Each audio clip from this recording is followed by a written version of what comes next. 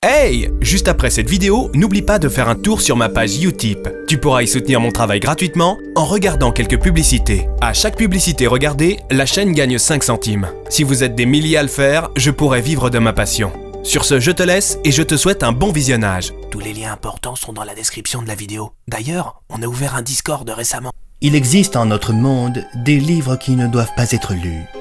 Des ouvrages renfermant de puissants savoirs et pouvoirs et qui, s'ils tombent entre de mauvaises mains, peuvent anéantir de nombreuses vies, voire la vie elle-même. La mission d'Andrew Bennett est de récupérer et mettre hors d'atteinte un maximum de ces ouvrages. À l'aide de son étrange porte, il sillonne le monde à la recherche de ces livres maudits. Voici l'une de ces histoires.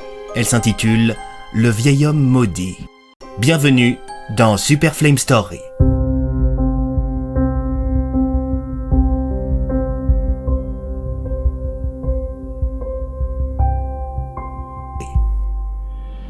Dans un petit village vivait un vieillard originaire des pays de l'Est, répondant au nom de Varovitch.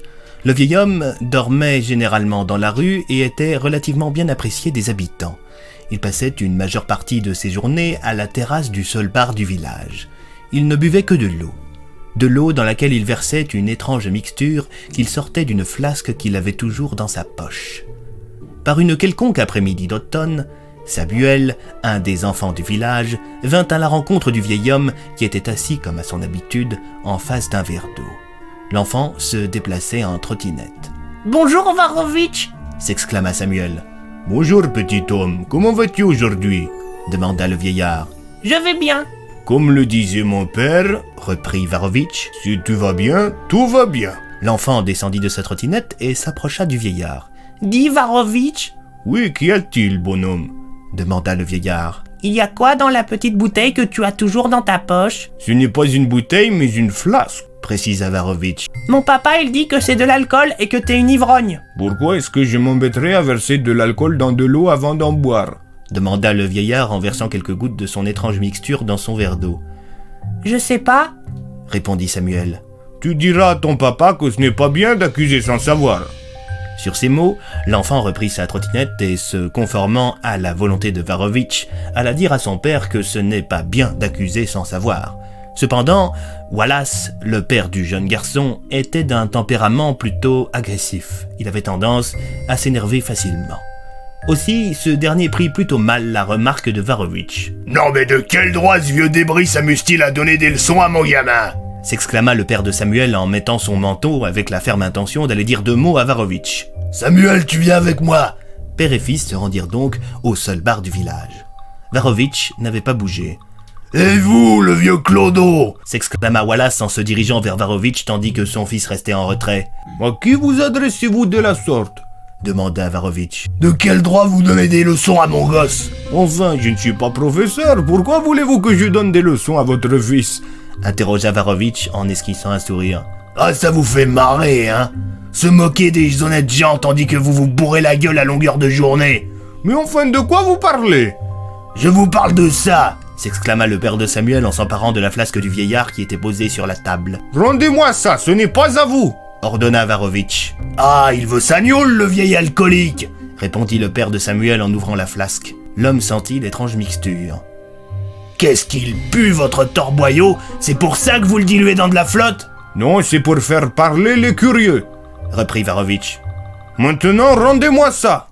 Voilà s'esquissa un sourire. Il regarda à droite dans les yeux Varovitch et versa le contenu de la flasque par terre. Varovitch prit un air apeuré. « Mais qu'est-ce que vous faites ? Vous êtes vous, ma parole ! Vous n'avez pas idée de ce que vous avez fait !»« Oh la ferme, vieux débris ! Allez donc décuver sous un pont !»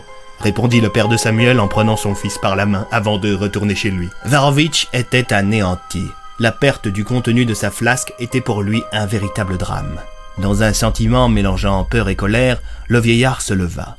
À quelques mètres de lui, sur un tas de feuilles mortes, se trouvaient 3 corbeaux qui picoraient le sol. D'un pas déterminé, Varovitch se dirigea vers eux. « Aidez-moi, corbeau! Trouvez Rico! Dites-lui que c'est important !»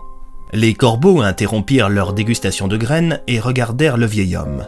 Le regard des oiseaux, qui semblait de prime abord vide, était en fait teint de curiosité.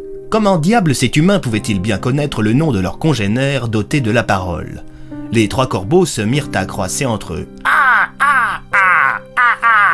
Une fois le débat des volatiles terminé, l'un d'eux prit son envol et revint quelques heures plus tard en compagnie de l'un de ses congénères.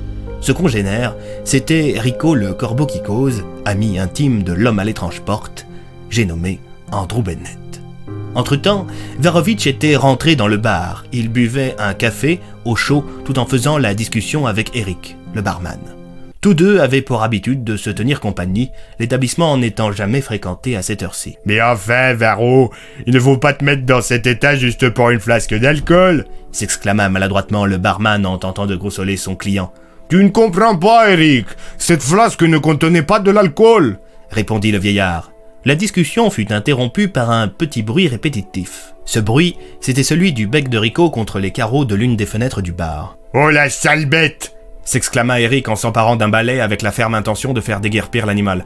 Attends, Eric, s'exclama Varovitch en barrant la route au barman. Cet oiseau est venu pour moi, il est cool. Comment ça, il est cool? Mais enfin, c'est un corbeau.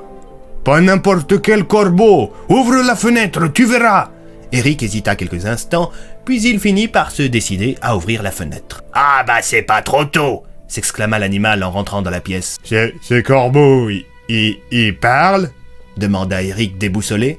« Ouais, je sais, les humains sont pas habitués, mais en fait, techniquement, tous les oiseaux parlent, c'est juste qu'on ne parle pas la même langue. » Totalement déboussolé, le barman se rendit derrière son bar et se servit un grand verre de whisky qu'il but cul sec. « Bon, si c'est lui qui est déboussolé et toi qui gardes ta contenance, je suppose que c'est toi qui m'as appelé. » déclara Rico en se posant sur la table de Varovitch. « Tout à fait, Rico, merci d'avoir répondu à mon appel. »« Pas de quoi. Comment tu sais que j'existe, l'humain ?» demanda le volatile en tournant sa tête vers Varovitch. « Mon père un jour m'a dit que quand on est maudit et qu'on doit faire face à une situation critique, on peut s'adresser au corbeau et demander à parler à Rico. Alors le corbeau jugera s'il est bon ou non d'appeler l'homme à l'étrange porte. Il l'a lui-même fait il y a de cela 40 ans. »« Ton père, comment s'appelait-il » demanda Rico, intrigué. « Antoni Perovna Sarajovitch. » Ah ouais, je comprends mieux. Tu es Varovitch, n'est-ce pas? Je croyais qu'Andrew avait réglé le petit problème de votre famille. Oui, quand il était petit, mon père avait lu un livre maudit dont le maléfice se transmet par le sang. Quelques mois après ma naissance, un prêtre orthodoxe avait recommandé à mon père de demander au corbeau de te faire venir. Et quand tu as vu mon père, tu as su qu'il fallait appeler Andrew Bennett. Le propriétaire de la porte n'a pu rompre le maléfice qui rongeait mon père, mais il a trouvé dans un de ses livres la recette d'une potion qui inhibe ses effets. Je suis également atteint du maléfice. Je m'en accommode grâce à la potion, mais un crétin a foutu par terre ma dernière dose. Et pourquoi tu n'en refabriques pas? Tu as la recette, non? Répondit Rico. Oui, mais la préparation prend plusieurs jours. Une seule flasque me permet généralement de tenir un mois. Quelques gouttes diluées dans de l'eau suffisent, mais là, je n'en ai plus. Je vois. Et est-ce que, tout comme ton père, tu te transformes en pavolac, oui. À la nuit tombée, je grandis d'1 mètre. Ma peau devient bleue et mon corps se recouvre de poils. Mes yeux deviennent blancs et ma force se décuple. Mon esprit se brouille et je n'ai plus qu'une envie. Donner la mort à tout ce qui vit. Ma dernière transformation remonte à 10 ans. J'ai décimé un village entier parce que justement je n'avais plus de potions. L'histoire se répète. Non, elle ne se répétera pas. Je vais aller chercher Andrew et il saura quoi faire. Rico demanda alors au barman, toujours déboussolé, d'ouvrir à nouveau la fenêtre pour qu'il puisse sortir, ce qu'il fit.